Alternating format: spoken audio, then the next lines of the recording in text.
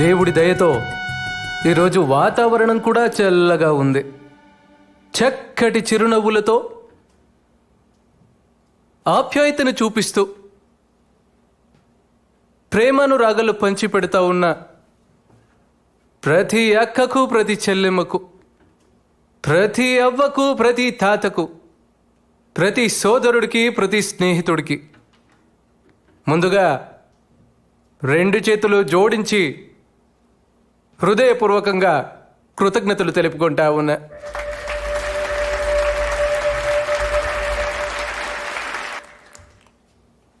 తెలుగు వారి గుండెల్లో, తెలుగు రైతుల గుండెల్లో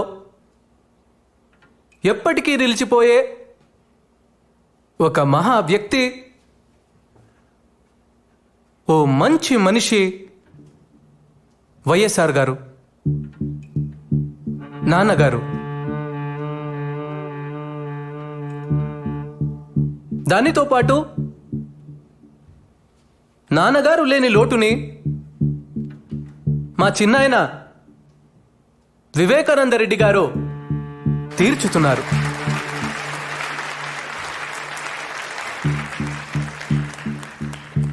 ఆయన మన పార్టీలో చేరడం వల్ల మనకు 1000 ఏనుగుల బలం వచ్చింది. ప్రజల ఆశీస్సులు, రైతన్నల ఆశీస్సులు, అక్క చెల్లెమ్మల ఆశీస్సులు ఎల్లప్పుడూ మన పార్టీకి ఉండాలంటే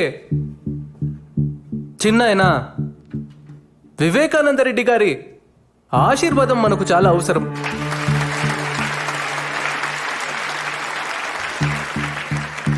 ఇప్పుడు మన పార్టీ గురించి, మన కర్తవ్యాల గురించి చిన్నాయన మీకందరికీ తెలియజేస్తాడు.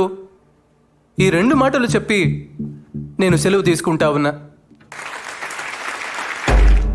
మా అన్న రాజశేఖర్ రెడ్డి బిడ్డ మన వైఎస్ జగన్ మంచి ఉద్దేశంతో పార్టీ పెట్టుండాడు. రైతులందరికీ అలాగే పేదలకు మంచి చేయాలని ఈ పార్టీ పెట్టుండాడు. ఈ పార్టీకి మా సపోర్టే కాదు, మీ అందరి సపోర్టు కావాలి. మీ అందరూ మీ జగనన్నని గెలిపించండి. నమస్కారం.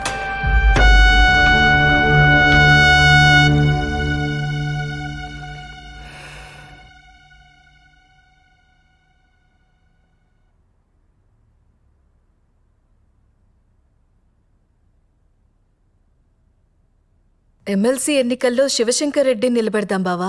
ఆయన మనకి ఎంతో సహాయం చేశారు కదా. బాబాయ్ నిలబెడుతున్నాడు కదా.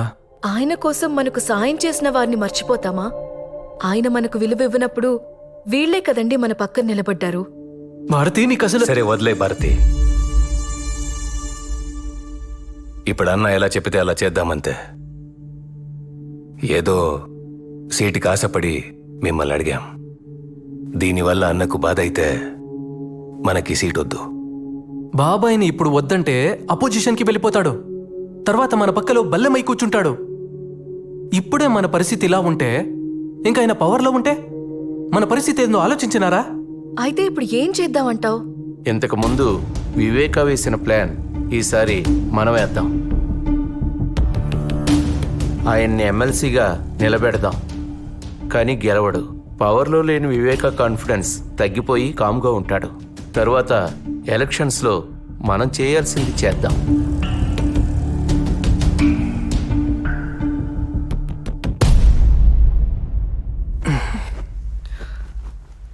సరే కానివ్వండి.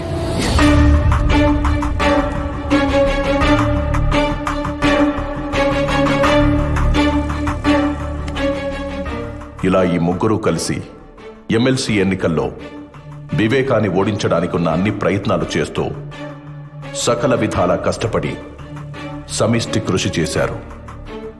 చివరికి ఎమ్మెల్సీ ఎన్నికల్లో వైఎస్ వివేకానందరెడ్డి ఘోర పరాజయం పాలయ్యారు. జాతీయ రాజకీయాల్లో ఎంపీగా, రాష్ట్ర రాజకీయాల్లో మంత్రిగా పనిచేసిన ఓ రాజకీయ నిపుణుడు ఎమ్మెల్సీ ఎన్నికల్లో ఘోర పరాజయం పాలయ్యారు. తన వాళ్ల చేతుల్లోనే మోసపోయిన వైఎస్ వివేకానందరెడ్డి ఈ ఓటమితో ఆయన రాజకీయ జీవితానికి తెరపడుతుందా?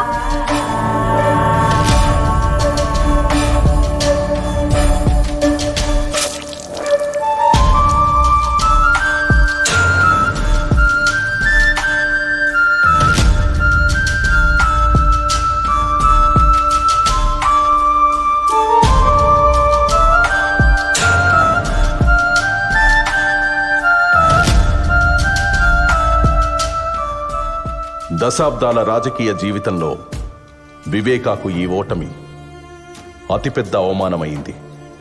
దీని గురించి చాలా ఆలోచించారు.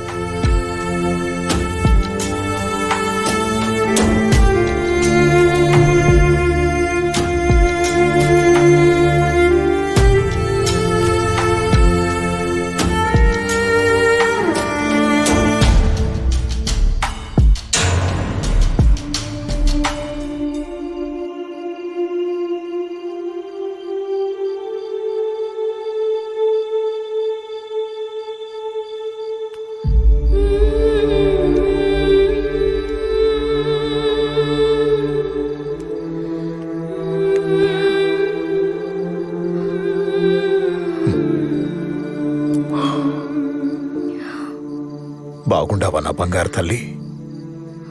నిన్ను చూడాలని అనుకుంటుండా, ఈలోగా నువ్వే వచ్చేసినావు. ఈ నాయన మనసు నీకెట్టా తెలిసిపోతుండాది బంగారు తల్లి? నేను చెప్పడం వల్లేగా నువ్వు ఓడిపోయినావు. మన వాళ్లతో కలిసి ఉండమన్నానే కాని ఓడిపోమ్మని కాదు నాయనా. ఎందుకో ఈ ఓటమిని చూడలేకపోతుండాను. అయ్యో పిచ్చి నా తల్లి, రాజకీయాల్లో ఓడిపోవడం గెలవడం సహజమే.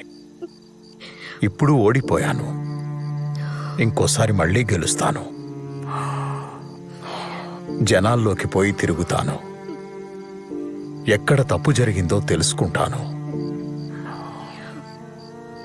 నీకోసం వచ్చే ఎన్నికల్లో తప్పకుండా గెలుస్తాను.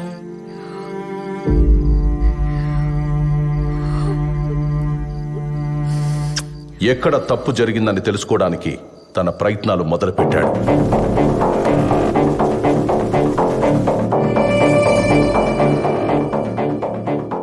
తన ఇన్నేళ్ల రాజకీయ అనుభవంతో వివేక తన ఓటమికి కారణాలు కనుక్కున్నాడు.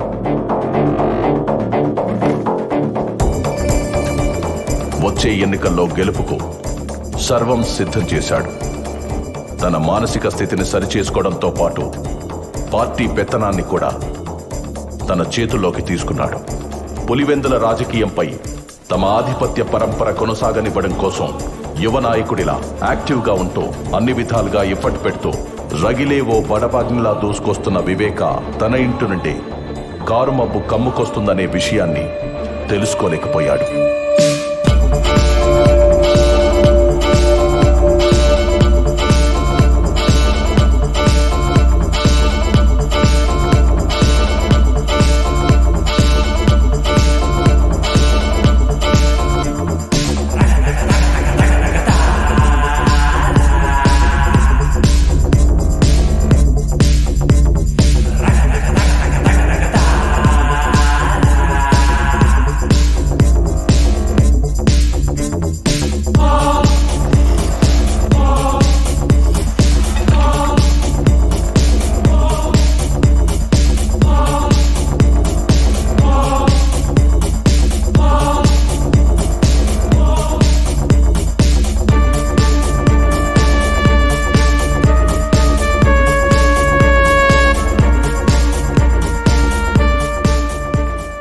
రోజులు గడుస్తున్న కొద్దీ పార్టీలో వివేక చరిష్మా పెరిగి అది తన రాజకీయ భవిష్యత్తుపై ప్రభావం చూపుతుందనే భయం మొదలైంది.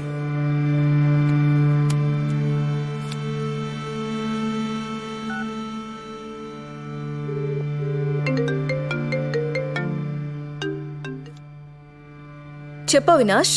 నువ్వే ఏదో ఒకటి చేయాలి భారతి, లేకపోతే ఈయన మనల్ని రాజకీయం నుంచి శాశ్వతంగా దూరం చేసేస్తాడేమో. నువ్వేం కంగారు పడుకు, నేను చూసుకుంటాను. జగన్తో నేను మాట్లాడతాను.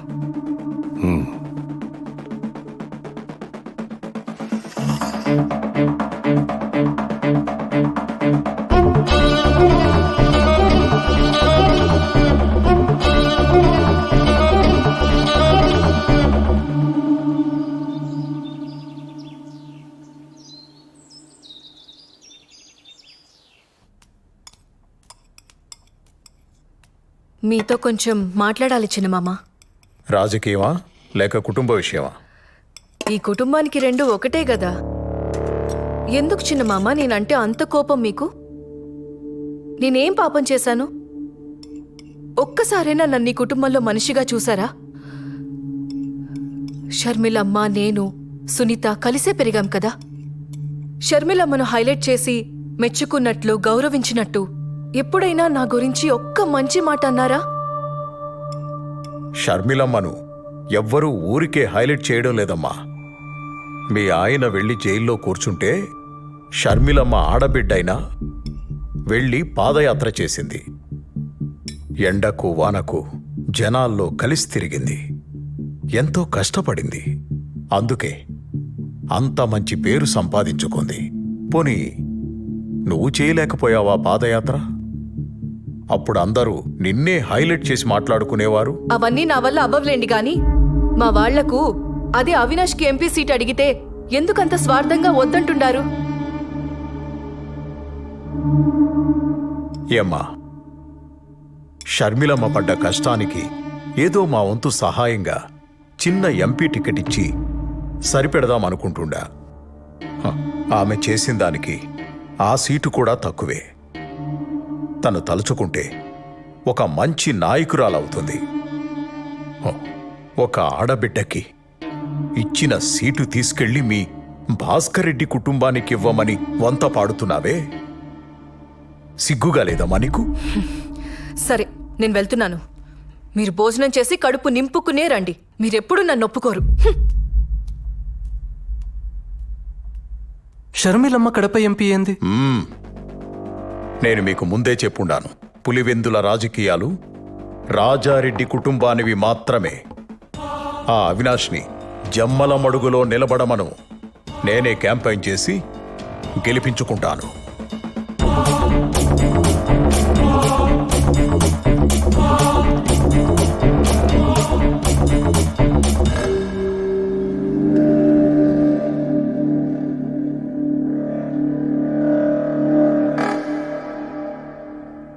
ఏమంటున్నాడు? మా వాడికి సీట్ ఇవ్వడు, అంతే కదా? వదిలే భారతి, మేం మీతో ఉండేది సీటు కోసం కాదు, జగనన్న మీదున్న ప్రేమతో. అన్నా, నీకు కష్టం వచ్చినప్పుడు మా చేతనైంది చేసిండాం. నువ్వు నాకు సీట్ ఇచ్చినా లేకపోయినా మేమెప్పుడూ నీ పక్కనే ఉంటాం. మీ మంచితనం జగన్కి ఇంకా అర్థం కావడం లేదులే బావా. వాళ్ళ బాబాయ్ చేతిలో కీలు బొమ్మలా ఆడుతాండాడు. జగన్ బాగు కోసం మనం ఆలోచిస్తా ఉంటే ఈయనేమో వీళ్ళ బాబాయ్కి సపోర్ట్ చేస్తా ఉండాడు. ఆవిడ పాదయాత్ర చేసిందంట. ఆవిడ మీదే మన రాజకీయ భవిష్యత్తు ఆధారపడి ఉండాదంట. కాసేపు నువ్వు గమ్మునుంటావా? ఏం చేయాలో ఏం చేయకూడదో నాకు తెలుసు. ఈడ ఎవరు పాదయాత్ర చేసినా జనం వచ్చింది మాత్రం నా ముఖం చూసి. ఊరుకుంటే ఏదైనా మాట్లాడతావు.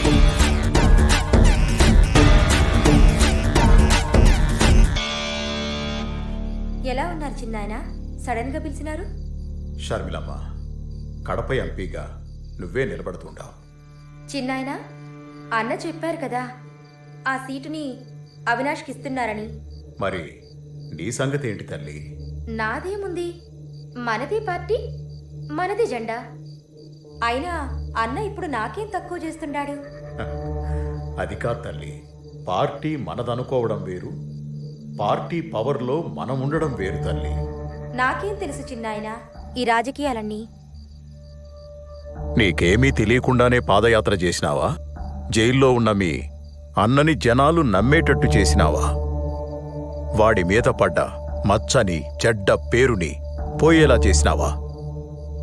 అసలు పార్టీకి ఇన్ని సీట్లు రావడానికి, ఇంత నమ్మకం ఉండడానికి అది నీ పాదయాత్ర ఫలితం తల్లి. నా అన్న రాజశేఖర్ రెడ్డి బిడ్డగా జనం వాడిని చూడడం. పాదయాత్ర ఎవరు చేసినా జనం వచ్చింది మాత్రం వాడి మొహం చూసనుకుంటున్నాడు. ఎప్పటికైనా వాడికి సరిపోటి నువ్వే తల్లి. నీకు రాజకీయం తెలియకే, అది నీ రక్తంలోనే ఉండాది. మనం అనుకొని నిలబడతాననుకుంటే అన్న బాధపడతాడు చిన్నాయన. అన్న నుంచి ఈ మాట వస్తే ఖచ్చితంగా నిలబడతాను. షర్మిలమ్మ, నేను బతికుండగా నీకో దారి చూపాలనుకుంటున్నాను. మీ నాయనకు కూడా తెలుసు జగన్ ఎలాంటివాడో. అందుకే వాణ్ణి ఎక్కడ ఉంచాలో అక్కడే ఉంచాడు. అది నీకు తెలిసేపాటికి నేను ఉంటానో లేదో తెలీదు. అన్నీ నీకు అర్థం కావలసిన టైంకి అర్థమవుతాయి. ఇప్పుడు నా మాటకు నువ్వెదురు చెప్పకుండా కడపకు ఎంపీగా నామినేషన్ వేయడానికి నువ్వు సిద్ధంగా ఉండు తల్లి.